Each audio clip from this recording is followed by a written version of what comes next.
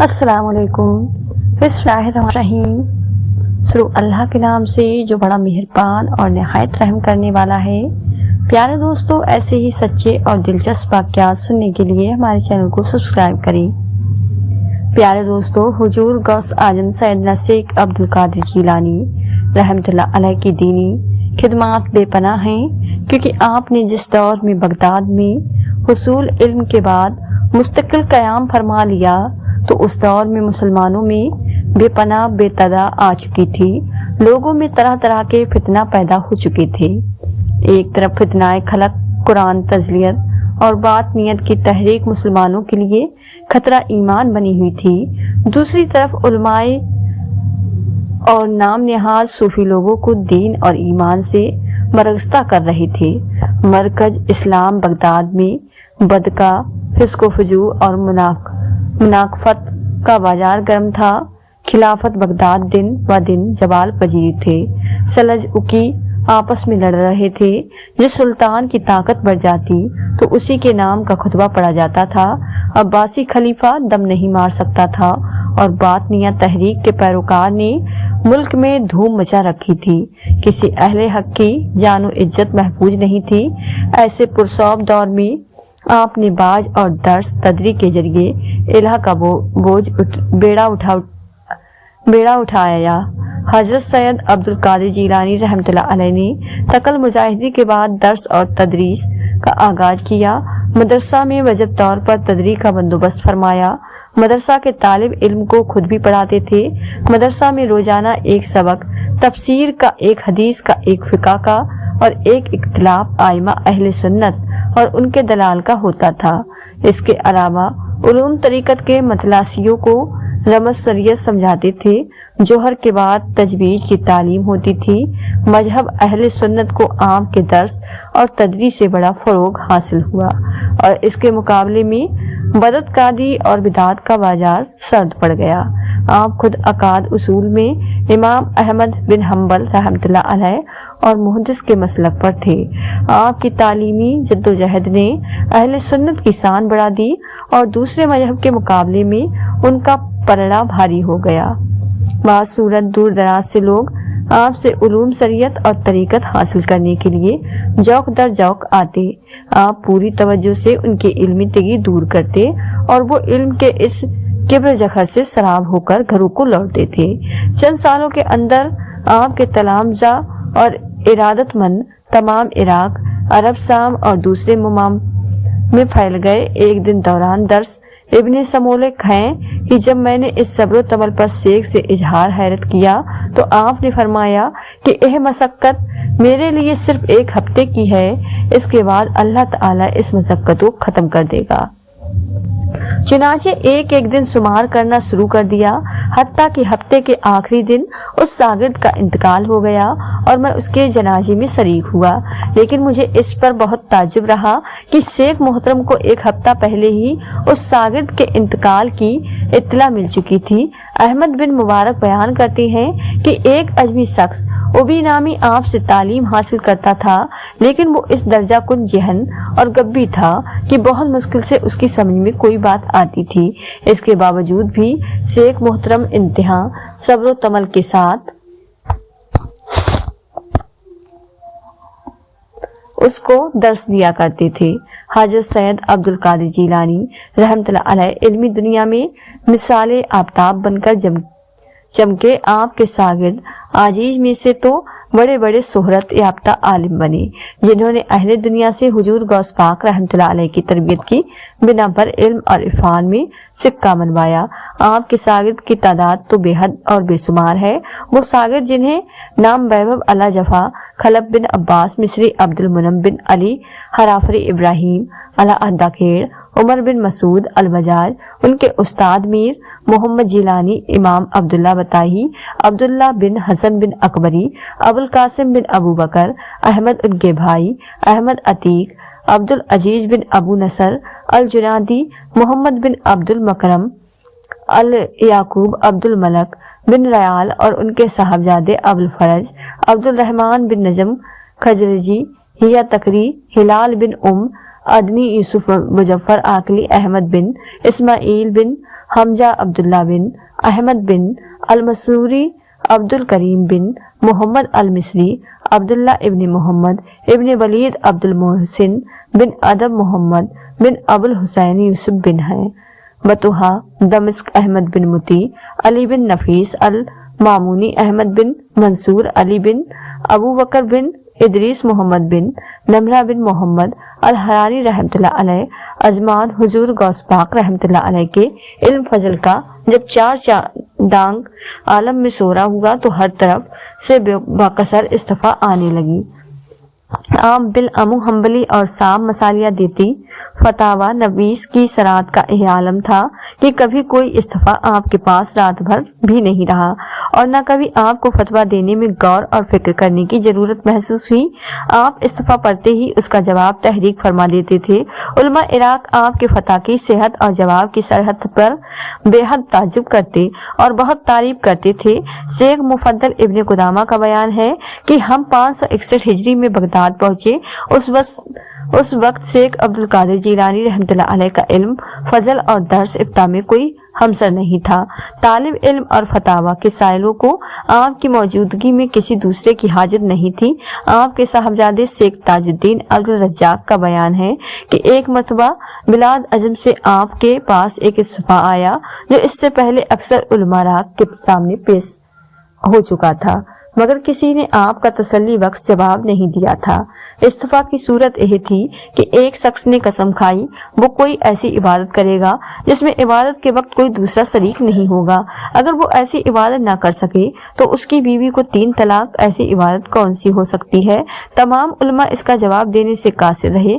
جب سیدنا غوث پاک رحمۃ اللہ علیہ کے پاس یہ استفا آیا تو آپ نے فوراً اس پر یہ فتویٰ دے دیا کہ وہ شخص مکہ مکرمہ چلا جائے، مطاف اس کے لیے خالی کر دیا جائے اور وہ 1 ہفتے تک تنہا طواف کرے۔ یہ جواب سن کر علماء حیران رہ گئے کیونکہ یہ ایک صورت تھی جس میں وہ شخص تنہا عبادت کر سکتا تھا اور اس کی قسم پوری ہو سکتی تھی۔ یہ فتویٰ ملتے ہی وہ شخص مکہ مکرمہ روانہ ہو گیا۔ اس طرح آپ کے تمام فتویٰ علم اور حکمت کا ساکار ہوتے تھے۔ شیخ ابو تقی محمد بن اجہر سرفی رحمۃ اللہ علیہ بیان کرتے ہیں کہ مکمل 1 سال میرے اوپر ایسا گزرا کہ مجھے ہر لمحہ یہ تمنا رہتی تھی کہ کسی کے رجال الغیب میں سے زیارت کروں۔ چنانچہ ایک رات میں نے خواب میں حضرت امام احمد بن حنبل رحمۃ اللہ علیہ کے مزار کی زیارت کی جہاں ایک اور شخص بھی موجود تھا۔ اس وقت مجھے خواب ہی میں ایک خیال آیا کہ یہ ضرور رجال الغیب میں سے ہے، لیکن بیداری کے بعد میری یہ خواہش رہی کہ کاش میں اس شخص کو عالم بیداری میں دیکھ سکتا۔ چنانچہ یہی خواہش لیے ہوئے میں امام احمد بن حنبل رحمۃ اللہ علیہ کے مزار کی جانب چل پڑا۔ وہاں پہنچ کر میں نے ویسا ہی شخص دیکھا جیسا کہ خواب میں دیکھ چکا تھا، لیکن جب میں تیزی سے زیارت کے لیے بڑھا تو وہ میرے سامنے سے نکل گئے اور جب میں دریا دجلہ تک ان کا پیچھا کرتے ہوئے پہنچا تو دریا دجلہ کے دونوں کنارے اتنے قریب کر دیے گئے کہ اس میں صرف ایک ہی قدم کا فاصلہ باقی رہ گیا۔ چنانچہ وہ صاحب قدم بڑھا کر دوسرے کنارے پر پہنچ گئے۔ میں نے ان کو قدم دے کر کہا ٹھہر کر مجھ سے گفتگو کرتے جائیے۔ جب وہ ٹھہر گئے تو میں نے پوچھا کہ آپ کا مسلک کیا ہے، تو اس کے جواب میں انہوں نے فرمایا کہ ملت حنفی کا پیروکار ہوں۔ شیخ ابو تقی کا کہنا ہے کہ جب مجھے ان کے حنفی ہونے کا علم ہوا تو واپسی پر میں نے یہ طے کیا کہ حضرت شیخ عبد القادر جیلانی کی خدمت میں پورا واقعہ بیان کروں گا، لیکن میں آپ کے مدرسے کے دروازے ہی پر پہنچا تھا کہ بغیر دروازہ کھولے گھر کے اندر سے ہی آپ نے فرمایا اے محمد سرفی، نہیں رویدہ سوائے عبد القادر کے حنفی مسلک کا نہیں ہے۔